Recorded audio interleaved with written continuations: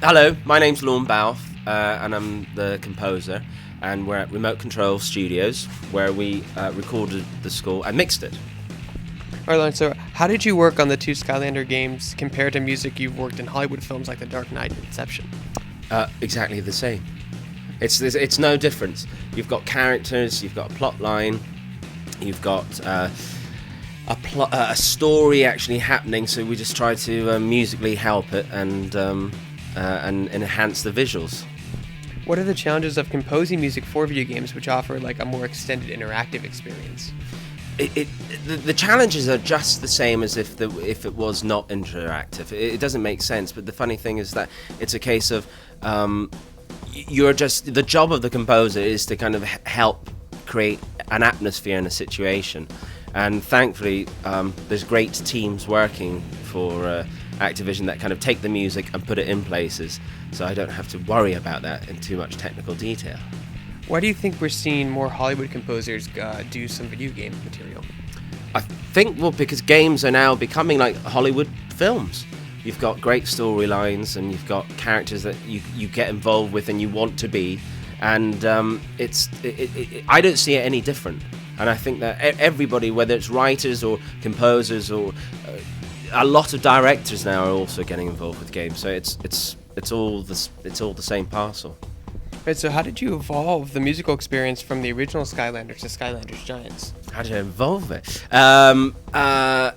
New characters, basically. We had some old themes from the last game, and then on this game it was a case of we have the Giants now, and it meant a case of kind of doing more orchestral, larger scapes.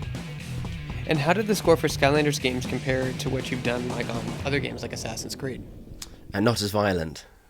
Or dark. or dark, not much blood.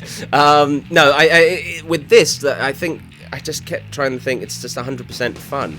You can't take it too seriously. So it's different than other computer games like Assassins, because Assassins, you are trying to create a soundtrack for people to get into that character.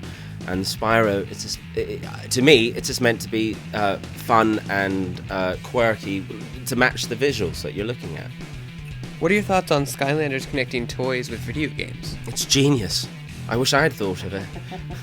No, it's great, because the thing is that you've got something that is now an actual object that you can, instead of just saying it's on the computer, you're now able to kind of wander around with your friends, and obviously I don't do that with my friends, but the thing is that you're able to kind of go and have something to actually visually play with as well. And did you play any video games growing up? No. I did. You know, I lie, because I had a Spectrum. My first computer was a Spectrum, and there was a Bruce Lee game on it. It was very bad. Yes, as a younger child I was, and then unfortunately then I got into learning how to play the piano, so I didn't have time. How have you seen video game music evolve over the years? Well, it's a different beast now. I think game music used to be nobody talked about it, or they switched it off, and now it's on the same par as films. You know, we're recording with the best orchestras in London that we would do on a film. We treat it exactly the same as any other type of media. We can't play it when I'm writing, because the thing is that you get the rough visuals, and you get the storyboards, and you get to see how the characters look, and then you start writing it, and you give it to them, and they see if it works, and it comes back, and you look at it. So it's difficult to play it when it's not actually finished yet. What is one of the hardest thing about writing for a video game that has like over 40 different characters?